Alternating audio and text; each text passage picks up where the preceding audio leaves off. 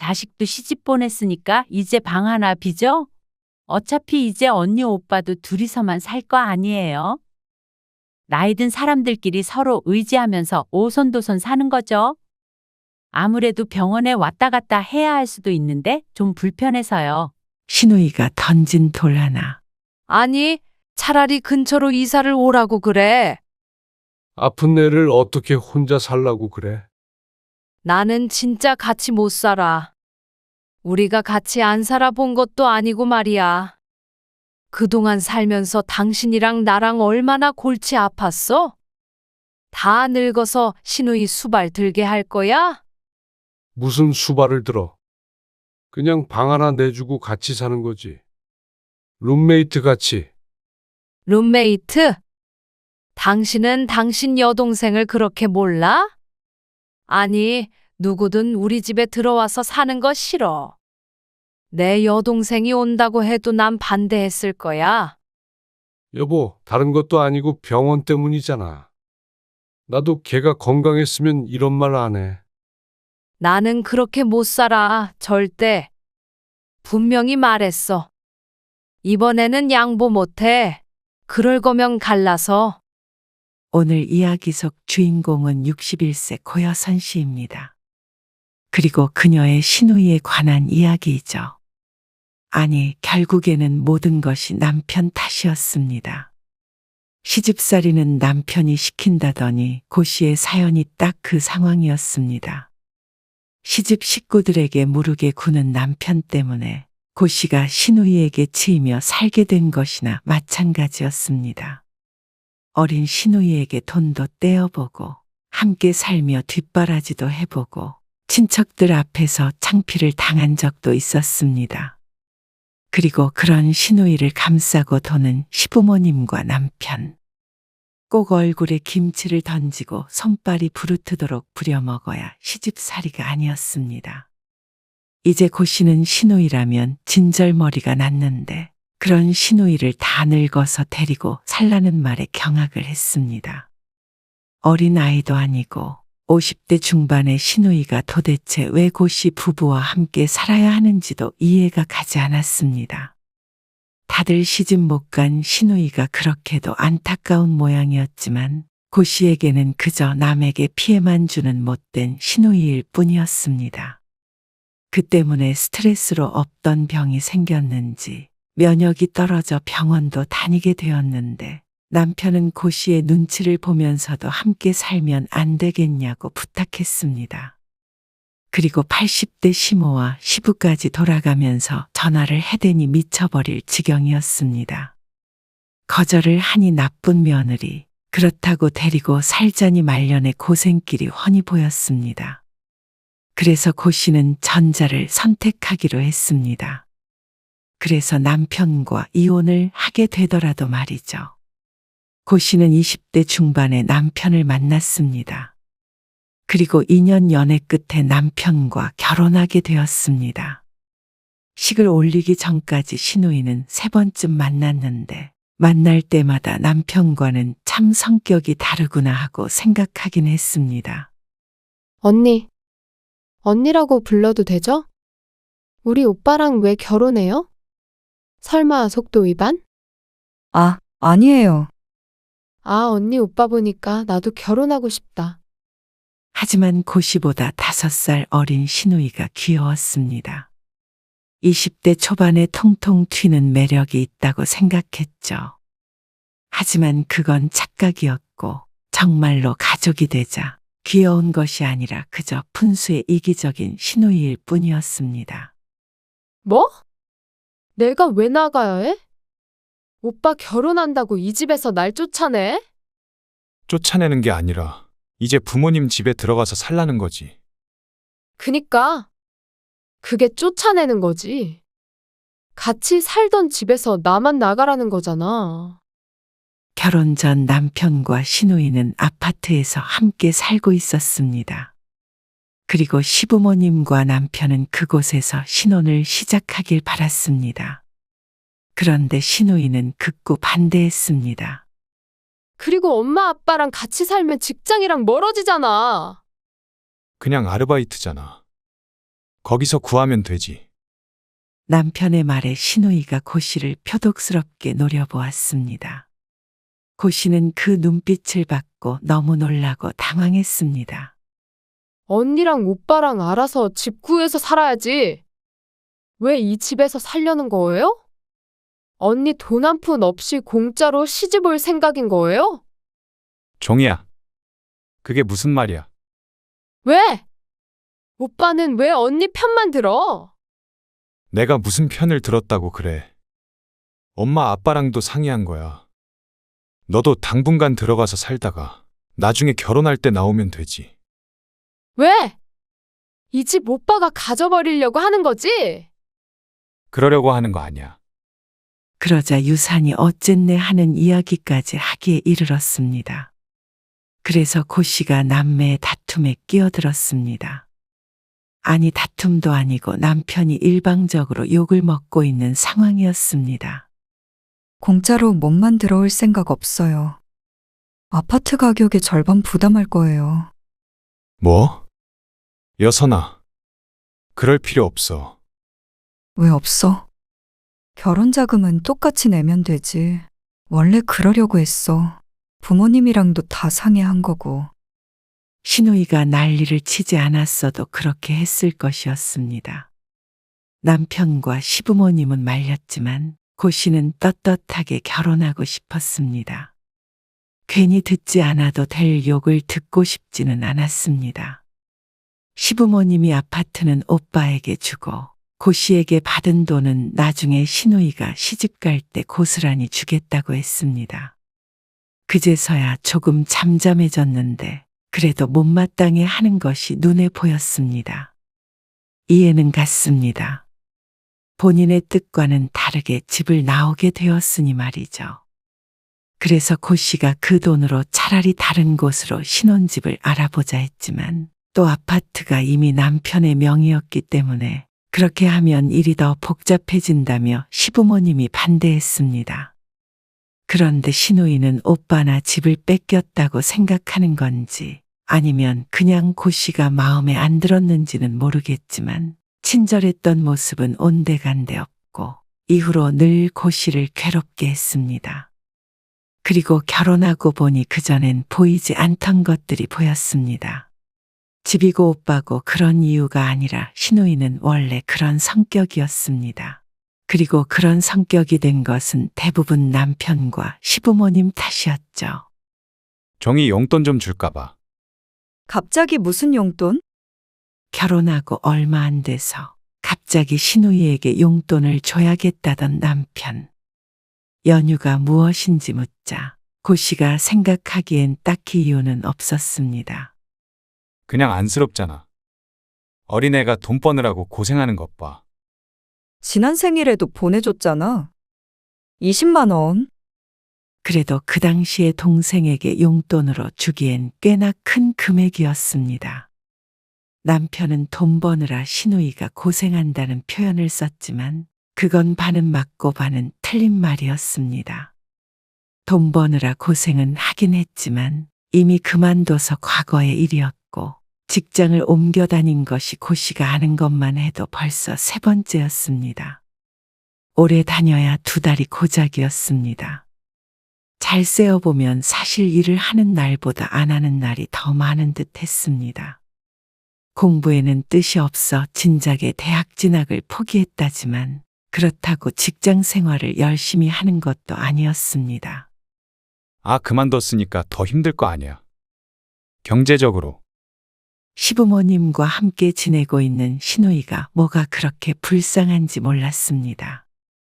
고 씨도 여동생이 있지만 아주 친밀한 사이이긴 해도 같은 상황이었다면 별 신경 쓰지 않았을 것 같았습니다. 남들 다 하는 일을 하는데 그게 왜 불쌍한 것인지 이해가 가지 않았습니다. 고 씨도 졸업 후부터 쭉 일하고 있었고 신우이와는 고작 5살 차이였습니다. 그렇게 따지면 고 씨는 안쓰럽지 않은가 싶었습니다. 물론 속으로만 생각했습니다. 살다 보니 남편이 여동생을 아낀다는 것을 알겠는데 굳이 그런 이야기를 해서 다투 다툼의 불씨를 만들고 싶지 않았죠. 당신이 종이한테 전화해서 계좌번호 물어봐. 그리고 당신이 보내줘. 왜? 당신이 보내면 되잖아. 그래도 당신이 보내줘야 종이가 더 기분이 좋지. 둘이 좀 더 친해질 수도 있고. 그 말에 조금 황당하긴 했습니다.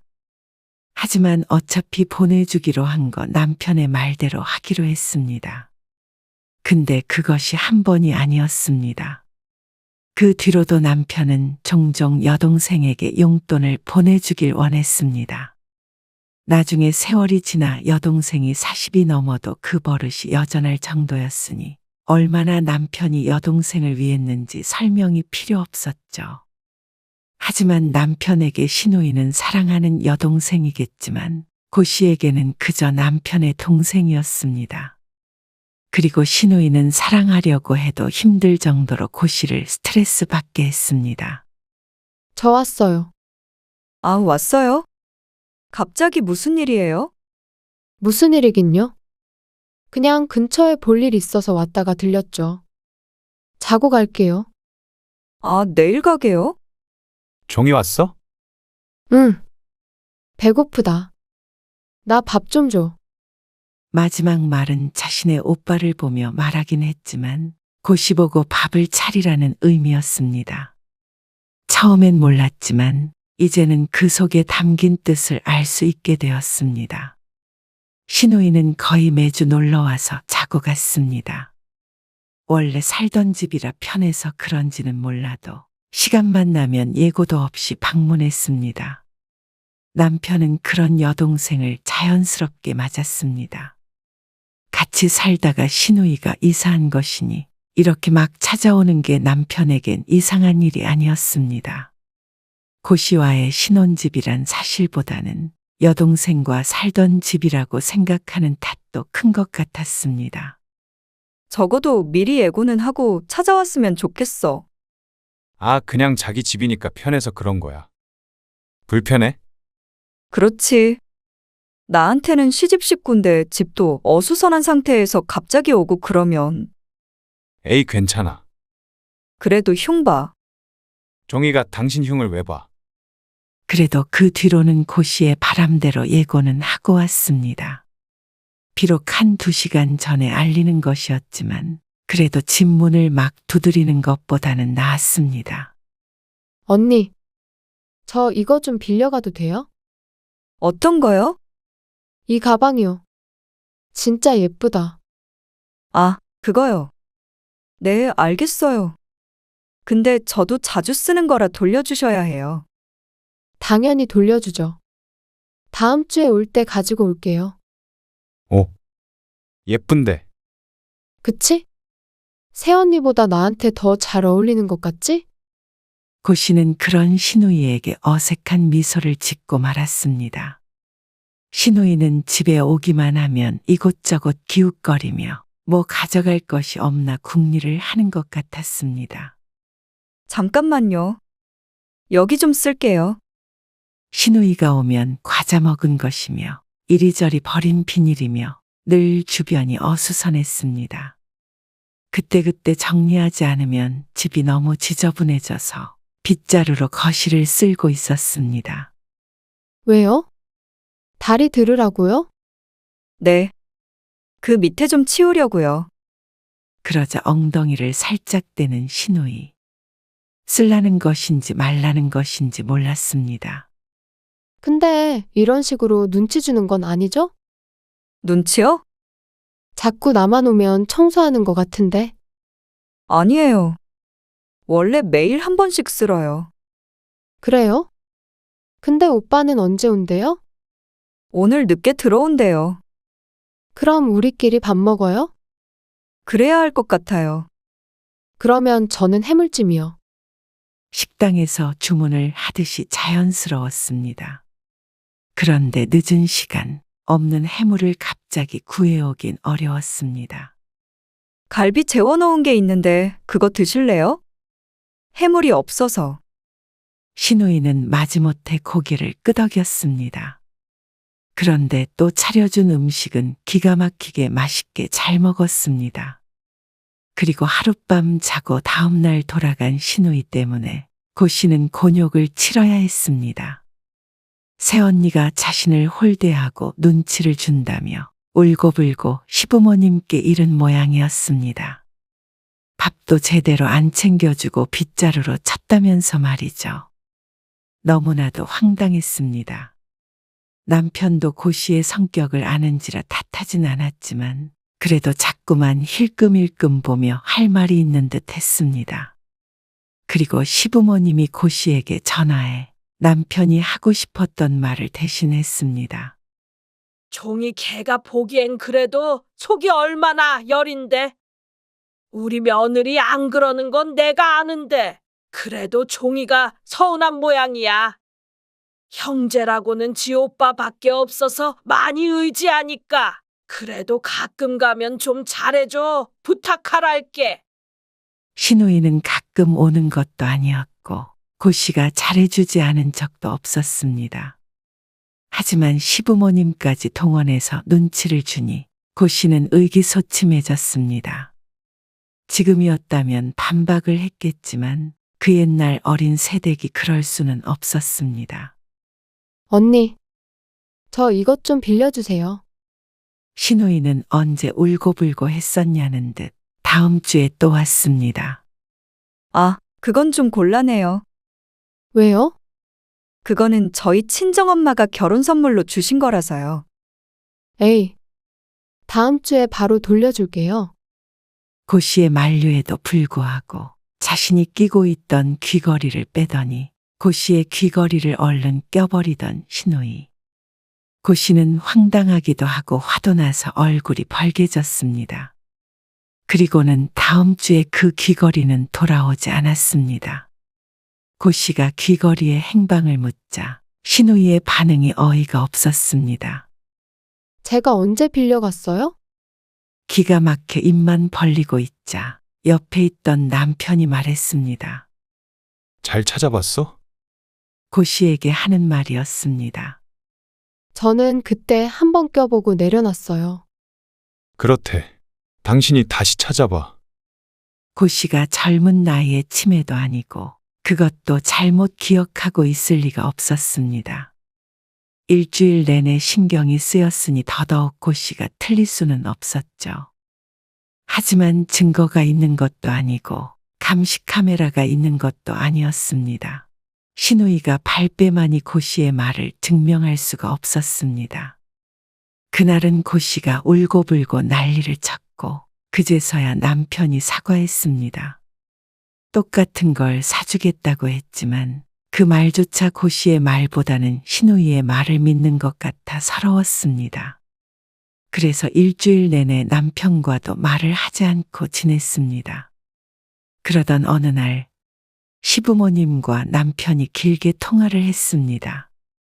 방에 들어가서 전화를 받더니 0분쯤 지나서 나온 남편이 고 씨에게 부탁했습니다. 당분간 시누이와 함께 살자고 말이죠. 시부모님 댁이 외진 곳에 있었는데 교통이 불편해서 밤늦게 집에 가는 게 너무 무섭다고 한 모양이었습니다. 버스도 빨리 끊겨서 통근하기가 힘들다며 말이죠. 일단 안 될 것 같다고 말씀드리긴 했는데 우리가 좀 데리고 살면 안 될까? 지난번에 일이 있었는데도 어떻게 이런 부탁을 할 수 있는지 몰랐습니다. 고 씨가 펄쩍 뛰자 남편이 말했습니다. 한 일 2년만 데리고 산다고 생각하자. 방 한 칸 얻어서 지내면 되잖아. 여자 혼자서 어떻게 그래, 무섭게. 종이도 금방 결혼하겠지. 시부모님도 직접 전화를 해서 시누이를 부탁하는 통에 별 수가 없었습니다. 시집에서 고 씨가 점점 나쁜 사람이 되어가는 것 같았습니다. 시집 식구들의 강요와 남편의 설득으로 인해 고 씨는 시누이와 함께 살게 되었습니다. 그때 거절하지 못한 자신이 바보였습니다. 엄마, 아빠, 오셨어요? 잘 지냈어? 안녕하세요. 아이고, 안녕하세요. 오랜만에 보네요. 근처의 병원에 오기 위해 친정부모님이 시골에서 올라왔다가 고 씨의 집에 들렸습니다. 함께 저녁 식사를 할 예정이었죠. 여기 앉아서 얘기할까? 그런데 신우이가 그날따라 어디 나가지도 않고 거실에 드러누워 TV를 보는 바람에 부모님이 앉아있을 자리가 부엌밖에 없었습니다. 그렇다고 좁은 방에 들어가 있을 수도 없는 노릇이었습니다. 좀 자리를 비켜주거나 앉아서 같이 얘기하면 될 텐데 TV를 보며 낄낄거리는 신우이를 보니 그럴 마음이 전혀 없어 보였습니다. 우리는 이만 가볼게. 왜? 김서방 금방 올 거야. 잠깐 어디 갔어? 시간 맞춰 오기로 했는데? 아니야. 얼른 내려가 봐야지. 그러면 차라도 커피라도 한 잔 마시고 가. 아니야. 지금 출발해야 차 덜 막혀. 친정 부모님은 서둘러 일어났습니다. 눈치가 보였는지 집에 들어온 지 30분도 안 되어 돌아갔죠. 신우이는 인사를 하더니 다시 그 자리에 드러누웠습니다. 그렇게 얄미울 수가 없었습니다. 그날 이후로 고 씨의 부모님은 다신 오지 않았습니다. 그리고 신우이는 집안일은 손도 대지 않았습니다. 처음에 같이 살 때는 좋아하면서 집안일을 분담하자 어쩌자 하더니 막상 들어오자 흐지부지 되었습니다. 자기 방조차 제대로 치우지 않아서 고 씨가 날 잡고 청소를 해야 했습니다. 밥도 안 하고 설거지조차 안 하고 빈둥대기만 했습니다. 아가씨는 일도 안 하면서 집에서 빨래라도 하면 안 되는 거야? 그러자 고 씨는 남편을 잡을 수밖에 없었습니다. 그래도 종이한테 어떻게 우리 빨래까지 하라고 하냐. 뭐? 그러면 나는 왜 아가씨 밥까지 차리는데? 종이는 동생이잖아. 한참 어리고. 한참 어리면 청소도 못하고 빨래도 못하는지 몰랐습니다. 다 큰 성인인데 말이죠. 그래서 그 뒤치다꺼리를 직장에 다니는 고 씨가 하게 되었습니다. 남편이 도와주긴 했지만 그래도 집안의 전반적인 관리는 고 씨가 하고 있었기에 어쩔 수가 없었습니다. 남편도 고 씨의 성화의 여동생에게 한 번 이야기를 한 것 같았지만 그 말을 들을 여동생이 아니었습니다. 스트레스를 너무 받아서 머리카락까지 빠지는 것 같았습니다. 신우이가 미우니 남편도 미워서 부부관계도 피하게 되었고 그러다 보니 아이도 생기지 않았습니다. 시부모님은 손주 소식을 애타게 기다렸고 남편도 그쯤 되니 상황이 이상하게 돌아가는 걸 느낀 것 같았습니다. 그런데 시부모님에게 어떻게 말을 했는지 시아버지가 전화를 해서 고 씨에게 말했습니다. 이왕 데리고 산 거 종이 시집 갈 때까지만 좀 데리고 있으면 안 되겠냐. 그리고 종이랑 종식이가 온우이에 정이 있는데. 그러면서 그런 정을 끊어놓지 말라는 듯이 말했습니다. 그래서 고 씨는 남편에게 말했습니다. 온우이정 끊어지기 전에 부부정 끊어지겠어. 그러다가 고 씨 부부가 없을 때 신우이가 남자친구를 데려와서 집안을 난장판을 피워 놓은 일이 있었는데 그땐 남편도 신우이에게 폭발을 했습니다. 시부모님도 민망했는지 아무 말도 못했습니다. 그렇게 2년 반 만에 신우이는 신혼집에서 나가게 됐습니다. 그게 벌써 30여 년 전 이야기였습니다. 신우이가 나가고 고 씨는 바로 아이를 가졌습니다. 그제서야 신혼생활을 하는 것 같았습니다. 그렇다고 신우이의 만행이 끝난 것은 아니었습니다. 지난 수십 년간의 에피소드를 얘기하자면 책 10권을 쓰고도 책장이 부족할 지경이었습니다. 하도 결혼하고 싶다고 난리 부르스를 쳐대는 통에 고 씨가 직장 후배를 소개시켜줬다가 외모가 마음에 안 든다며 대놓고 무안을 준 일. 명절에 신우이가 30대가 넘어 이제 용돈은 그만 주자고 남편과 얘기하는 걸 들은 신우이가 돈 없는 형제는 형제도 아니냐며 자신을 무시한다고 소리친 일. 고 씨의 딸이 어릴 때 신우이가 애를 봐준다고 그랬다가 잃어버려서 집안이 발칵 뒤집혔던 일. 친척들 앞에서 고 씨를 흉보고 무안을 줬던 일. 지금 언뜻 생각해 보아도 한 트럭이었습니다. 밤을 새서 이야기할 수 있었습니다.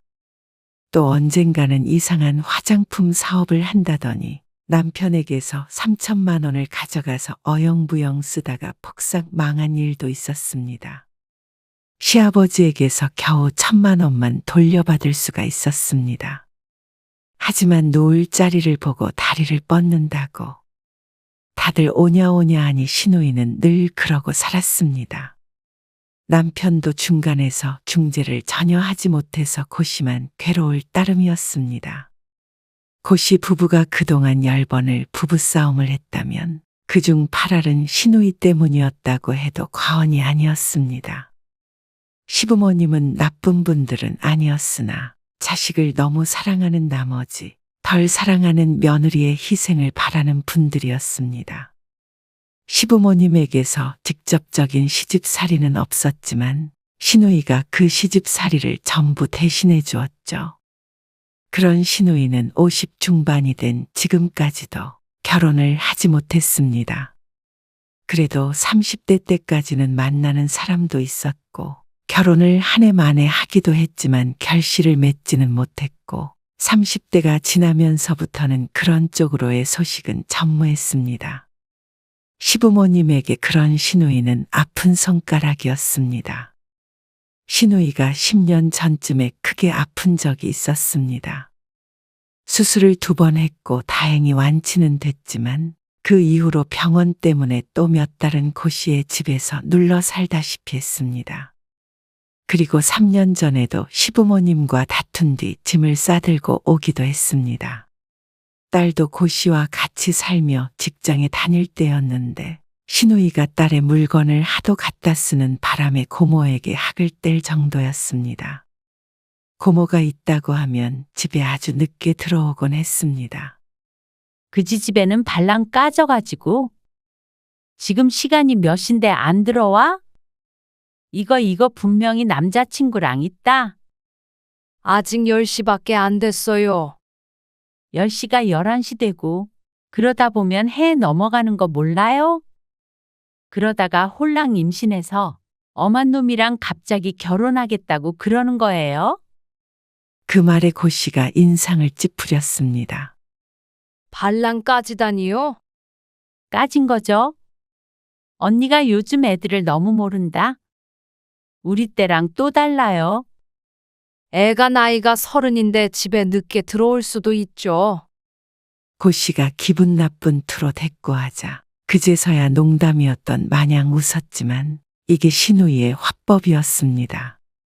같은 말을 해도 꼭 이렇게 사람 기분을 나쁘게 했습니다. 그리고 지혜 내년에 남자친구랑 결혼해요. 결혼이요? 벌써요? 30이면 결혼하기에 이상한 나이도 아니었습니다. 하지만 시누이는 크게 충격이라도 받은 듯한 반응이었습니다. 벌써라뇨? 할 때 됐죠. 그 말에 시누이가 인상을 팍 찌푸렸습니다. 자신이 할 때를 넘겨도 한참을 넘긴 것이 신경이 쓰이는 모양이었습니다. 한참 어린 조카가 먼저 결혼한다고 하니 속이 쓰릴 만도 했습니다. 그래서 고 시부부도 굳이 자랑하듯 알리지 않은 것뿐이었습니다. 아니 근데 어이가 없네. 왜 나한테 소개도 안 시켜줬대요? 이놈의 기집애가? 아주 괘씸하네. 이 집에서는 우리 엄마 아빠가 아니라 내 허락을 받아야 한다고 말 안 해줬어요? 황당한 말에 고 씨는 대꾸도 하지 않았습니다. 그런데 그날 이후로 시누이는 고 씨 부부와 딸까지 들들 볶았습니다. 결국 상견례까지 따라가겠다는 것을 겨우 말리고 같이 밥 한 끼 먹기로 했죠. 내가 쟤를 업어 키웠어. 여기 장인 장모한테보다도 나한테 잘해야 돼. 알어? 안부 전화도 자주 하고 말이야. 번호가 어떻게 돼? 시누이는 처음 만나는 고 씨의 사위에게 다짜고짜 반말을 했습니다. 근데 내가 상견례에 안 가게 돼서 미리 말하는 건데. 우리 식구들 선물 줄 때 나도 챙겨야 하는 거 알지? 가방 같은 거 말이야. 아, 예. 명심하겠습니다. 괜히 이상한 거 말고 이런 걸로 줘. 그러면서 휴대폰 화면을 켜서 보여주는데 가방의 디자인보다도 금액에 눈길이 가장 먼저 갔습니다. 무려 500만 원이 넘는 명품 가방이었습니다. 신우이가 아무리 미친 짓을 해도 이런 자리에서도 이럴 줄은 몰랐습니다. 너무 창피했습니다. 그리고 딸도 눈을 질끈 감았습니다. 무슨 선물이에요? 그런 거 없어요. 다 생략하기로 했으니까. 고씨가 신우이의 팔을 사정없이 잡아내렸습니다. 그러자 아야 하면서 눈을 흘겼습니다. 망신도 이런 망신이 없었습니다. 이런 자리를 마련한 것부터가 실수였습니다. 신우이는 딸의 결혼식장에서도 술을 먹고 추태를 부렸습니다. 하지만 시집 식구들은 그런 신우이를 나무라는 대신 안타까워했습니다.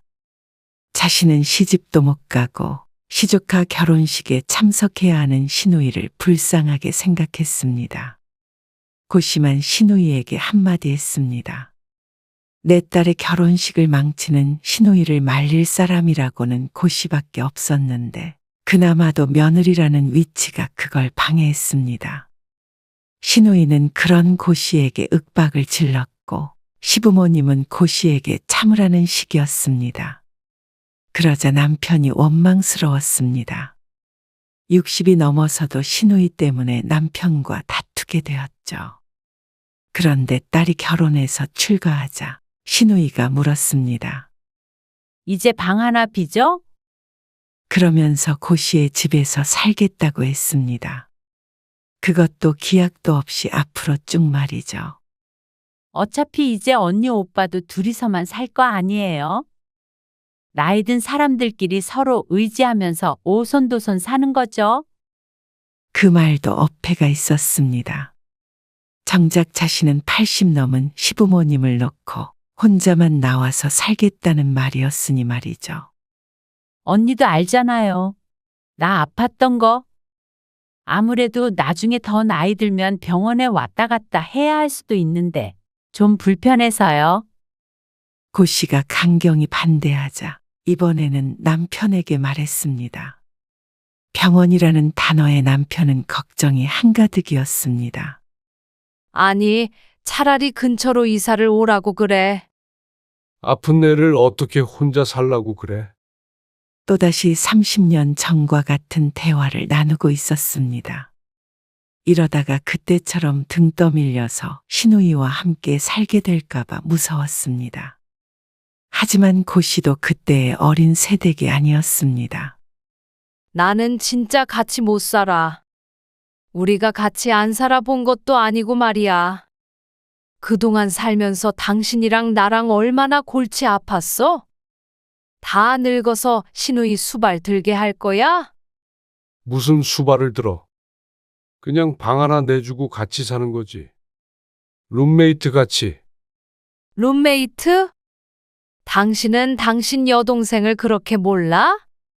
아니, 누구든 우리 집에 들어와서 사는 거 싫어. 내 여동생이 온다고 해도 난 반대했을 거야. 다른 것도 아니고 병원 때문이잖아. 나도 종이 건강했으면 이런 말 안 해. 그 말에도 기가 막혔습니다. 벌써 10년 전 일이고 이제는 병원도 다니지 않았습니다. 감기 한 번 걸리는 걸 본 적이 없었습니다. 그리고 만약 암에 걸렸던 것일지라도 그것 때문에 같이 살 수는 없었습니다. 신우이와 같이 살다가는 아마 고씨가 먼저 골로 갈지도 몰랐습니다. 아니, 분명했습니다. 이걸 가지고 누군가 고씨에게 이기적이라고 한다면 그 사람 보고 데리고 살아보라고 하고 싶었습니다. 나는 그렇게 못 살아. 절대. 분명히 말했어. 이번에는 양보 못해. 그러자 남편도 밀어붙이지는 못했습니다. 하지만 시집 식구들에게 적잖이 시달리는 모양이었습니다. 고 씨는 나이를 먹어도 이해가 되지 않았습니다. 20대 어린 시절이었다면 모르겠지만 이제 신우이는 56세였습니다. 남들은 손주를 본 사람도 있는 남이었는데 혼자 살지 못하고 꼭 누군가의 도움이 필요한 듯 했습니다. 지켜보고 있자니 신우이는 스스로 공주라고 사는 것 같았습니다. 하지만 고씨 생각엔 이웃나라 공주라고 하더라도 그것보다는 독립적일 것 같았습니다. 종이가 꼭 거기서 살고 싶대잖냐? 지혜도 없고 그런데 빈 방 하나 내주면 안 되겠냐? 하지만 같은 말이었지만 고씨는 예전에 순진한 며느리가 아니었습니다. 아버님, 저도 자식 다 키워놓고 노후 보낼 나이예요. 저 좀 편히 살게 두세요. 만약에 계속 강요하시면 차라리 제가 나갈게요. 그러자 시아버지는 아무 말 하지 못했습니다. 나이든 시부모에게 너무한다고 할 수도 있겠지만 이것 때문에 당한 것이 한두 번이 아니었습니다. 더 이상 질질 끌려다닐 수는 없었습니다. 그리고 이제 애도 아닌데 병원에 가까이 살고 싶으면 근처에 집을 구하면 되잖아요. 종이 걔는 혼자서는 못하는 애야. 철부지잖냐? 네가 좀 챙겨줘라. 그리고 너도 알다시피 우리가 언제 어떻게 될지 모르는데 종이 때문에 우리가 눈이나 제대로 감겠니? 그것이 눈에 밟혀서. 신우이가 모아둔 돈이 한 푼도 없는 건 고씨도 익히 알고 있었습니다. 평생을 제대로 진득하니 일해본 적이 없고 시부모 품에서만 살았으니 당연했습니다. 하지만 시부모님은 여력이 있을 것이었습니다. 다만 마음이 놓이지 않는 것이겠죠. 그래서 딸내미를 제 오빠의 품에 밀어넣고 싶은 모양이었습니다. 아니요. 저도 저 살기 바빠서 누구 챙기고 그런 거 못해요. 그렇게 전화를 끊자 옆에서 듣고 있던 남편도 조금 언성을 높였습니다. 그냥 방 한 칸 내주는 게 그렇게 힘들어? 제일 나쁜 놈이 남편이었습니다. 그렇게 걱정되면 당신이 나가서 데리고 살아. 종이는 남편도 없고 자식도 없잖아. 우리 아니면 누가 챙겨? 스스로 챙겨야지 뭘 누가 챙겨? 당신이 데려다가 일도 가르치고 그러면 좋잖아. 이참에 자격증도 따라고 하고. 고 씨는 40대 후반에 공인중개사 자격증을 따고 회사를 그만둬서 부동산을 운영하고 있었는데 거기에 직원으로 신우이를 쓰라는 말이었습니다. 당시에 고 씨를 따라서 공부하겠다고 난리를 치다가 포기를 했었는데 더 젊었을 때도 못 따던 자격증을 50 넘어 딸 수 있을 리가 없었습니다. 정말 도대체 나이가 몇 살인데 다들 이렇게 난리야? 아가씨 그렇게 된 거 다 당신이나 어머님 아버님 탓이야. 사람 하나 망친 줄 알아. 그러자 남편은 왜 그렇게 심하게 말하냐며 발끈했습니다. 이제는 신우이가 아니라 고 씨가 병이 날 지경이었습니다. 얼마 뒤에 건강검진을 했는데 실제로도 면역이 내려가서 염증 수치가 많이 올라 있었습니다. 신우이 때문에 병 날 것 같다는 말을 입에 달고 살았는데 그게 실현이 될 것 같았죠. 그래서 사무실도 며칠 닫고 쉬고 있었는데 신우이가 짐을 싸들고 쳐들어왔습니다. 난 몰라요. 여기서 살기로 했으니까 그런 줄 아세요? 뻔뻔한 신우이와 이왕에 온 거 일단 한 일주일만 지내다가 가라고 그러자. 우유부단하고 바보 같은 남편. 이제는 지긋지긋했습니다. 건강이 나빠진 것도 이놈의 스트레스 때문이었습니다. 나는 아가씨 엄마가 아니에요. 어리광 부리려거든 어머님한테 가세요. 뭐라고요?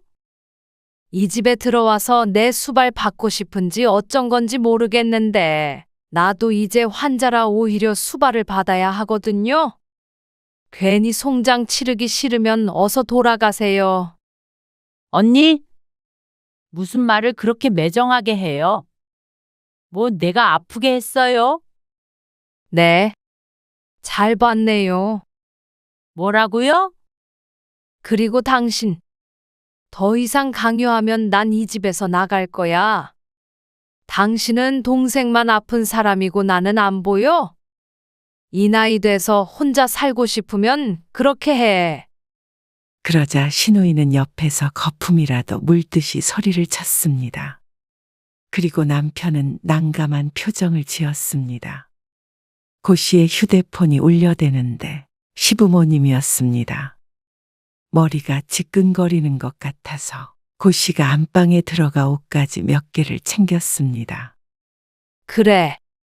내가 나갈게. 그러자 남편이 당황한 듯 고 씨를 말렸습니다. 하지만 신우이가 이 집에 있는 이상 고 씨는 더 이상 이곳에 머무를 수 없었습니다. 종이야, 너 일단 돌아가. 오빠, 얼른. 고 씨가 그 모습을 물끄러미 쳐다보았습니다. 그러자 신우이가 입술을 꼭 깨물더니 분한 표정으로 돌아섰습니다. 하지만 일단 신우이를 보내고 나자 남편은 고 씨를 나무랐습니다. 아픈 동생에게 고 씨가 너무했다는 입장이었습니다. 그래. 내가 너무 오래 참고 살았네. 이제 갈라서자. 당신도 여동생 끼고 살아. 뭐야? 이혼? 그래. 내가 그래도 당신 가정적인 거 하나 믿고 여태 버텼는데 그러다가 내가 죽게 생겼어. 지긋지긋하다. 어떻게 이혼을 그렇게 쉽게 말해? 쉽다고? 당신은 내 30년 세월이 쉬워 보여? 시집살이를 시부모가 해야 시집살이인 줄 알아? 그동안 당신이랑 같이 살아준 것만으로도 고마워해. 시집살이는 남편이 시키는 거라더니 그 말이 딱 맞는 말이었습니다. 결국엔 신우이가 그렇게 설칠 수 있었던 것도 남편이 전혀 방패가 되어주지 못했기 때문이었습니다. 그렇다면 남편과 연이 끊어버리면 되지 않나 싶었습니다. 그러면 지겨운 신우이도 더 이상 고 씨의 가족이 아닌 게 되니 말이죠. 남편은 펄쩍 뛰었고 시집도 난리도 그런 난리가 아니었습니다. 갑자기 이혼을 하겠다고 하니 놀랄만도 했습니다. 이 나이에 무슨 이혼이냐며 말렸는데 고 씨는 이미 마음을 정했습니다. 진짜 이렇게까지 해야겠어? 그럼 당신은 가족들이랑 연 끊고 살라면 살 수 있어? 남편은 잠시 망설이다가 대답했습니다. 그럼 내가 종이랑 당신 안 만나게 할게. 그러면 돼? 그 말을 어떻게 믿어? 이혼을 하겠다는데 내가 여기에서 거짓말을 하겠어? 고 씨는 한참을 생각하더니 내밀었던 이혼 서류를 찬장에 넣었습니다. 이미 작성이 되었고 도장만 찍으면 되는 서류였습니다. 언제든지 손 닿는 곳에다 넣어두고 남편에게 말했습니다. 정말로 이번이 마지막이야. 다시 한번 그것 때문에 스트레스 받는 일 생긴다면 그땐 나 뒤도 안 돌아볼 거야. 그래. 알았어. 약속할게. 남편은 뒤늦게 부부 사이를 회복하려고 노력했습니다. 사실 신우이만 끼어들지 않는다면 원래도 나쁘지 않은 부부였습니다. 그리고 신우이는 다시는 고 씨의 집에 찾아오지 않았습니다. 명절에도 가보면 신우이는 안 보였죠. 그제서야 살 것 같았습니다. 너무 뒤늦게 해방이 된 것 같기도 했지만 그래도 가장 미운 사람이 눈앞에 안 보이니 삶이 편안했습니다. 남편도 처음엔 안쓰러워하는 것 같았지만 금방 손주가 생기고 나자 온 신경이 거기로 맞춰졌습니다. 고 씨도 잠시 신우이를 떠올렸지만 이내 머릿속에서 지웠습니다. 어련히 잘 살겠지 싶었습니다.